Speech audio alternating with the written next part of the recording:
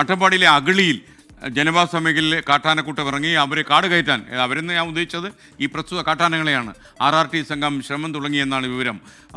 പാലക്കാട് നിന്ന് ശ്രീജിത്ത് ശ്രീകുമാരൻ തത്സമയം ചേരുന്നു. ശ്രീജിത്ത്, ഈ കാട്ടാനക്കൂട്ടത്തെ കാട് കയറ്റാൻ RRT സംഘത്തിന് കഴിഞ്ഞോ?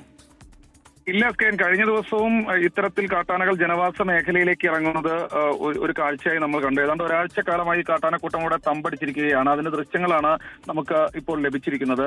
RRT സംഘം പരമാവധി ശ്രമിക്കുന്നുണ്ട്. കണ്ടിയൂർ എന്ന പ്രദേശമൊക്കെ നിരവധി ആദിവാസി ഉന്നതികളുള്ള മേഖലകളാണ്.